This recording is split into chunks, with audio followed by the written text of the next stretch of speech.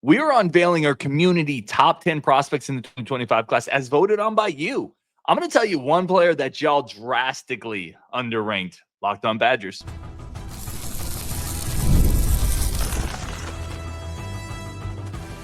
You are Locked On Badgers, your daily podcast on the Wisconsin Badgers. Part of the Locked On Podcast Network, your team every day. What is good, Badger fans? Welcome to Locked On Badgers, your team every single day. I'm your host, Ryan Herrings. I am glad to be here, and I appreciate you being here to do today as well. Today, we're talking about that top 10 list that y'all voted on for the top 10 prospects in the 2025 class. We're going to get into all that today, but first, today's episode brought to you by FanDuel. You can start this season on FanDuel with a $5 bet. If you're a new user, get $150 in bonus bets over at FanDuel.com. Okay, let's get started. Here's how this works, just in case anybody needs some a reminder or they weren't involved in it. Every year, starting last year, we do a top 10 community ranking list of the prospects that signed. So we got over 30 ballots. If you rank Jaylen Williams number 1, he gets 10 points. Whoever you rank number 2 gets 9 points, all the way down to whoever you rank number 10. I tally all the votes up, put them in order. My vote is worth just as much as yours. I love this show every year because we really get a community consensus, right? And the other thing about this, we get all sorts of opinions. So we get every player in this class got at least one vote, got at least one top 10 ballot vote. So I'm going to start with the honorable mentions. We'll count it all the way down to number 1. I'm going to start with the honorable mentions. These are vote getters 11 through 15. So the guys who didn't crack the top 10 but still got a lot of votes. Number 15, Cooper Catalano, just a tackling machine. If you go look at Cooper Catalano, is his high vote. He had somebody that put him number 2 on their ballot. So we're going to talk about where these players were, the percentage of ballots they were on. Cooper Catalano was 15 on this list.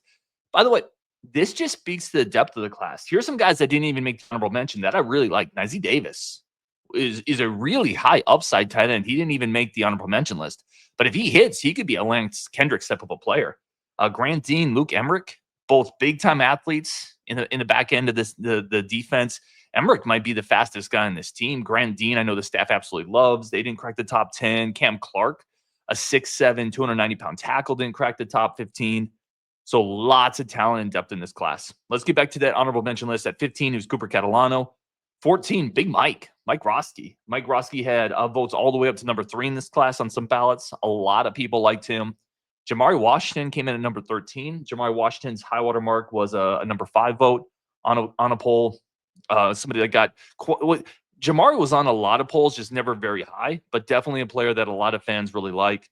Number 12, Xavier Ukpono. Again, I've talked about this a lot. This feels better for him. I've talked a lot about how I think he is the most underrated guy in this class. Him being at 12, that makes more sense than where the rankings have him. Xavier Ukpono was around 5, was kind of his high water mark.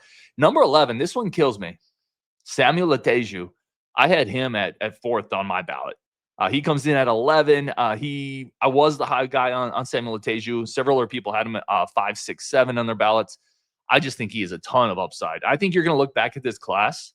He's going to be one of those players you look back at and say, I messed up not putting him in the top 10. I mean, I didn't because I did, but I think y'all did. But listen, it's hard. This is a really hard top 10 to do because there's guys that weren't in my top 10 that I wanted to put in my top 10. So this is no shade to anybody. This is a really hard top 10 to do. Let's start with the bottom of that top 10 list. We'll start with number 10. Nolan Davenport is number 10 on this list. Davenport was on 32% of the ballots.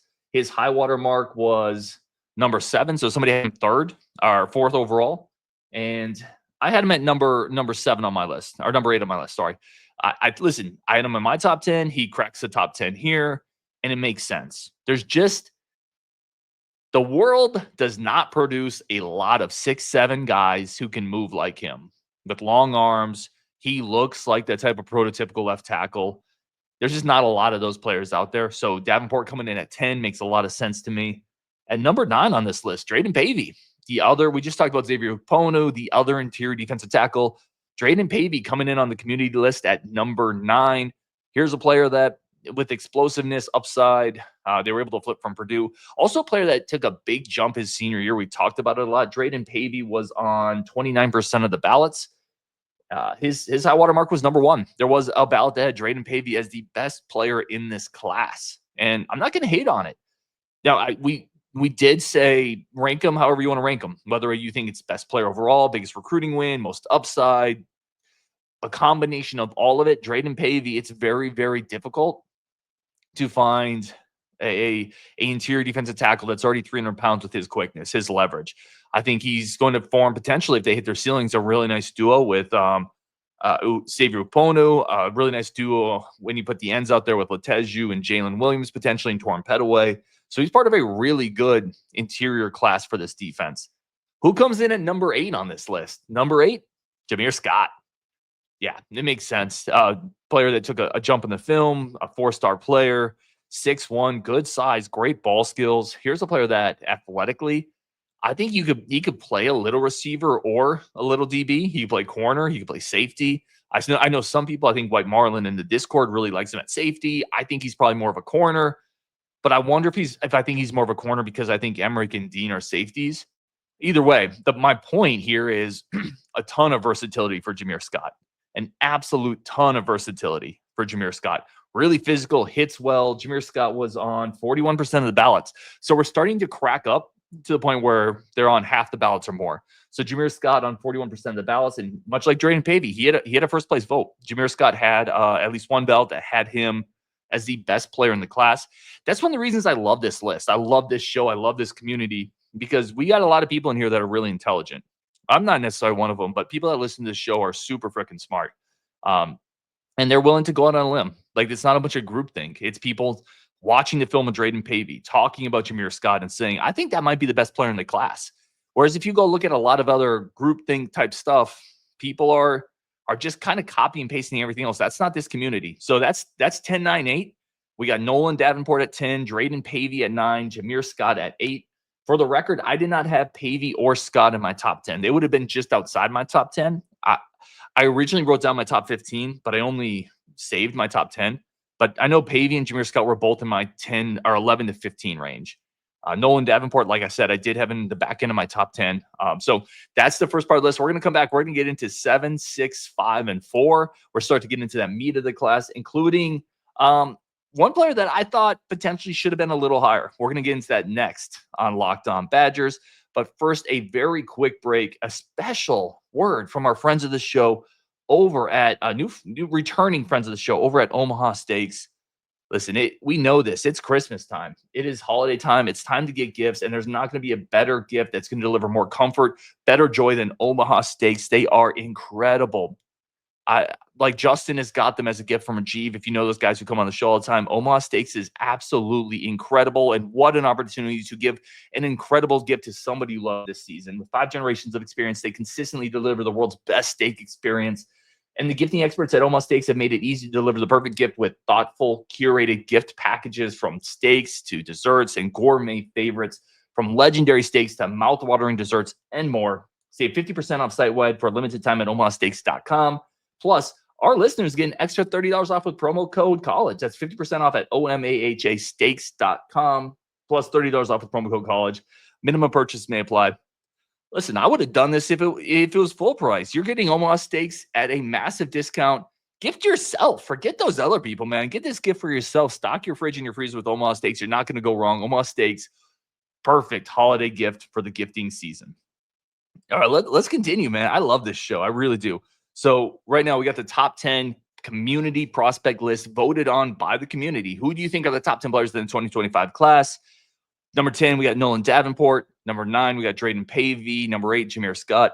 Who comes up at number 7? Number 7 on this list is Logan Powell.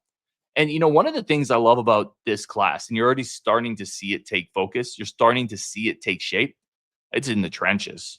Davenport at number 10, offensive tackle. Drayden Pavey at number 9, interior defensive lineman. Logan Powell at number 7, interior offensive lineman. Who was number 11? Well, it was Samuel Leteju. He's going to grow into a 6'6", 260-pound monster on the edge. Who was number 12? Xavier Ukponu.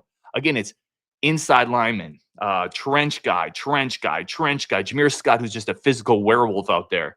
This class is stock full of just maulers in the trenches. I absolutely love it. Let's go back to really quick on Logan Powell. Let's see where he finished up in the voting. He was on 71% of the ballots. So now we're at the point kind of that tipping point from Jameer Scott to Logan Powell, where all these players coming up are going to be on over half the ballots, 70%, 80% of the ballots. So if you want to look for kind of lines of demarcation in the class between Scott and Powell, between 8 and number 7, you start to see where the consensus says the cream of the crop is, and it's really the top 7 when you start to see the distribution of votes. So it's really that top 7 that consensus-wise in the community is kind of the cream of the crop of this class. Logan Powell had a third-place vote. That was his high water mark on the ballots. I had him at number 8 on my ballot. So I had him in the top 10, just a little bit behind here, but I definitely had Logan Powell in that top 10. Who do we got at number 6? At number 6, we got Hardy Watts. So you're going those 2 offensive linemen, interior guys back to back. I had Hardy Watts at 5 in my class. So I was a little higher on Watts than Powell. That's what this list has as well. Hardy Watts was on 90% of the ballots. Also had high watermark at number 10. So Hardy Watts, much like Drayden Pavey, much like Jameer Scott, had a first place vote as well. And what did I just say? It's that depth in the trenches on these classes. Logan Powell, Hardy Watts, both 4-star guards, big time physical maulers. Love what they did in the trenches in these classes. Who is number 5 on the list? Nicholas Clayton. The narrative is just writing itself. Another edge guy. You talk about working in that front 7, the trenches, the edge, the offensive line. Nicholas Clayton's another guy who is just part of that retool in the trenches. Nicholas Clayton was on 87% of the ballots submitted. So you're getting closer to that 90% mark. He had a high water mark of number 9. So somebody had him at number 2 on their ballot. So definitely another premium type of talent. I had him at number 6 on my ballot. So I was a tick behind, but this is right about where I had Nicholas Clayton as well. Really, really high upside. Couple things that with Nicholas Clayton that I find interesting. The first is he was a guy I was able to talk to. This is a player the staff absolutely loved. Take you behind the scenes a little bit. This is a player they went into Florida. They got him. They prioritized him. Florida State really won Nicholas Clayton. They just did a poor job of recognizing, prioritizing. And then when they wanted to do it, the staff had already kind of sealed that deal. They did an incredible job with Nicholas Clayton. And they feel so good about that commitment, that particular player coming up, not just this year, but the next couple of years. He's the type of player we talked all year about where's the disruption going to come from. Clayton could play next year. He really could situationally. And that's rare. But Nick Herbig did. That's rare, but there are edge players, if they have the length, size, and speed, that can play early. Nicholas Clayton is that type of guy. Let's get to number 4 in the community list, again, voted on by you. Number 4 is Eugene Hilton Jr. Eugene Hilton Jr. was on 100% of the ballot. So here's the first player on this list that was listed on every single ballot that we got. Nicholas Clayton wasn't very close. Hardy Watts wasn't very close. Every single ballot we got, Eugene Hilton Jr. was on that list. And again, like we said, this could be a reflection of positional need. It could be a reflection of he could play early. It could be a reflection of the 4-star ranking. It could be a little bit of name recognition, right? Because let's not shy away from that. Eugene Hilton Jr. has that type of name recognition as well. Big time talent on the outside. One of the things and they've been looking for it in the portal with Bryson Green, with CJ Williams, with Quincy Burrows. This team has cycled through, and those guys aren't written off. Bryson Green had some moments last year. CJ Williams had some moments. Quincy Burrows hasn't been able to get on the field. This team has been desperate for a bigger physical receiver to take some of the pressure off Will Pauling, to take some of the pressure off the slot, to take some of the pressure off of Vinny Anthony, who can get deep vertically, but he's not a big guy that can handle press. You don't want him being that kind of X receiver who's going to take on the press. Eugene Hilton Jr. can be that guy. He can grow into that spot. That's why he's so valuable to this class, this program. He gives them something they don't have. Now, you got to get more. You got to get a couple of those guys every year. But Eugene Hilton Jr. is a great starting block to begin with. And in the offense with Grimes that we're going to be having coming up, they do a lot of kind of attacking the edges with the receivers, cracking down with receivers, being physical in the running game. Hilton, Chris Brooks, Bryson Green, those types of receivers are going to be really valuable in the Grimes scheme. So Eugene Hilton Jr. coming in at number 4 on the community list, 100% of the ballots. His high water mark was number 10. So he also got at least 1 or 2 first place votes for Eugene Hilton Jr. All right, let's recap where we are so far. Number 10 was Davenport, 9 Pavey, 8 Scott, 7 and 6 was that interior offense line combo of Logan Powell and Hardy Watts. Coming in at 5 was Nicholas Clayton. Coming in at 4 was Eugene Hilton Jr. And again, it's a positional need, huge positional need to get a receiver in this class. All right, we're going to take one quick second, hear from our friends at the show, and we're going to come back with the top 3 players in this class. How did you rank them? Plus, talk about the bottom of this list a little bit and pull out a couple players that I think in a couple years could severely outplay these rankings. That's coming up next, Locked On Badgers. But first, a quick second for our friends of the show over at FanDuel. FanDuel remains your number one source for all your sports betting needs. Right now, y'all know the great offer. $5 bet gets you $150 in bonus bets if you win for first-time users. Where else are you going to get that? $150 is a big-time change. You can do a lot with that. You can parlays, tease, spread, futures, maybe college basketball. Wisconsin coming up a big stretch with Illinois and Butler still coming up. Listen, FanDuel.com, it's fast, it's easy. It's not like one of those kind of, if you're betting the gambling game for a minute, some of those sites you maybe used to use that you don't really ever expect to even get your money out of if you win. FanDuel's not that. FanDuel's safe. It's like your grandma. It's simple. It's safe. It's secure. You trust it. That's why we use it. The official sportsbook of the Locked On Podcast Network, the official sportsbook of Ryan Herrings, the official sportsbook of the National Football League. I don't know if you need more recommendations than those three amigos. That's why we use FanDuel.com. Spicy for sports weekend. Please do it responsibly. Head over to FanDuel.com. $5 bet. If you're a first-time user and you win, it gets you a guaranteed $150 bet. Guaranteed over at FanDuel.com. All right, let's continue with this show here, the community ranking show. And again, we're up to our top 3. Who are the top 3 players on this? And then I want to hit on a couple players that were further down on the list, but why I think they could outplay their rankings. But first, who is number 3 on the list as voted on by y'all? Carter Smith, the quarterback, 4-star, dual threat, flipped him from Michigan, big-time talent. You go back, let's look at the metrics on Carter Smith and kind of where he finished up on this list. Carter Smith was listed on 100% of the ballots, multiple top 10s. His average ranking was about 2.5. So he was right in that spot that he finished up in. I had him at number 2 in the class. So I had him one spot higher.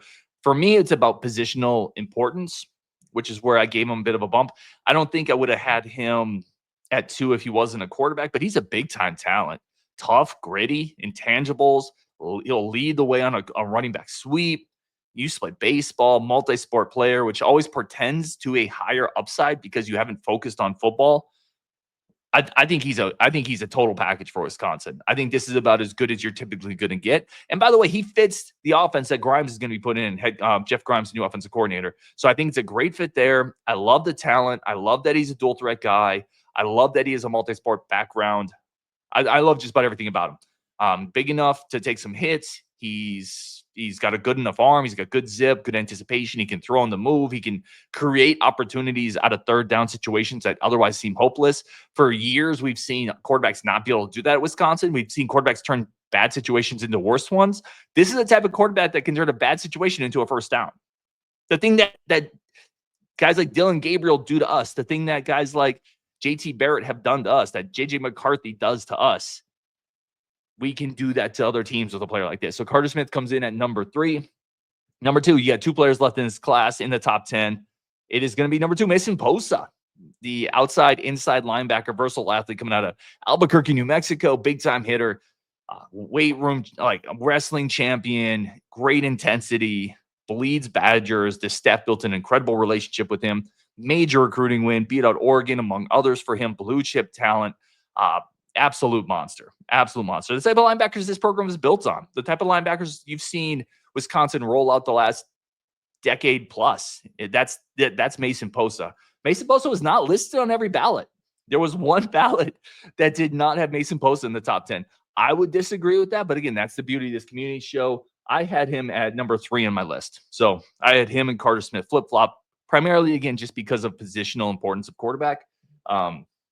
But yeah, Mason Posa had multiple number 1 votes, as did Carter Smith, as did Eugene Hilton Jr.